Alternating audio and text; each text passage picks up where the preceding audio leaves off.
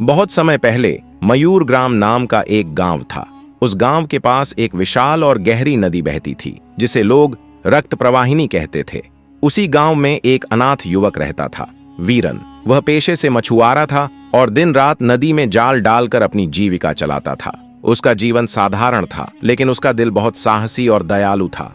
एक दिन सुबह सुबह वीरन नदी में मछली पकड़ने गया और उसने अपना जाल फेंका, लेकिन जब जाल भारी होकर ऊपर आया तो उसमें मछलियों के बजाय एक विशाल चमकदार नाग फंसा हुआ था। वीरन समझ नहीं पाया कि यह कोई साधारण सर्प नहीं है।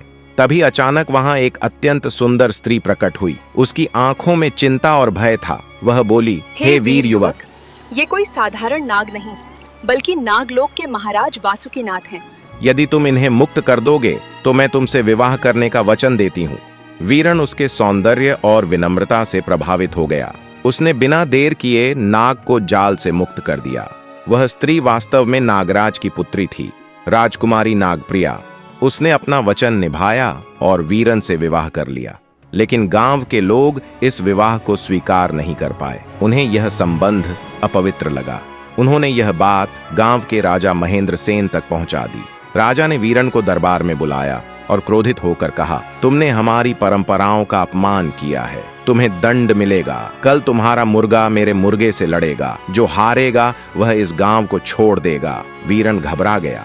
वह घर आकर अपनी पत्नी को सब कुछ बताने लगा। नागप्रिया मुस्कुराई, इतनी सी बात, चिंता मत करो। वह तुरंत नागलोक चली गई और वहां से एक अद्भुत शक्तिशाली स्वर्ण पंखों वाला मुर्गा लेकर आई। अगले दिन जब मुकाबला हुआ तो वीरन का मुर्गा इतना शक्तिशाली निकला कि राजा का मुर्गा कुछ ही क्षणों में हार गया। राजा ने हार मानने से इनकार कर दिया। वह बोला, यह अंतिम निर्णय नहीं है। कल जो व्यक्ति नदी के बहाव को उल्टा कर देगा वही विजेता होगा। यह सुनकर वीरन के पैरों तले जमीन खिसक गई। यह असंभव कार्य था, लेकिन नागप्रिया ने फिर उसे ढांढस बंधाया। मेरे पिता तुम्हारी सहायता करेंगे। वह नागलोक गई और वापस आई एक जादुई टोकरी लेकर। उसने कहा, इसे नदी में डालना, बाकी चमत्कार स्वयं होगा। अगले दिन जैसे ही वीरन ने टोकरी नदी में डाली, नदी का प्रवाह उल्टा बहने लगा और सीधे राजा के महल तक पहुंच गया। अब भी राजा ने हार नहीं मानी। उसने घोषणा की, अब अंतिम निर्णय युद्ध से होगा। राजा अपनी विशाल सेना लेकर युद्ध भूमि में आया। वीरन अकेला खड़ा था, लेकिन नागप्रिया ने फिर सहायता की। वह नागलोक से एक स्वर्णिम जादुई ढोल और एक छड़ी लेकर आई। जैसे ही उसने ढोल बजाना शुरू किया, अचानक जंगल में जादू फैल गया। पेड़ झूमने लगे, जानवर नाचने लगे और सबसे आश्चर्यजनक, राजा की सेना भी अपने हथियार छोड़कर नाचने लगी।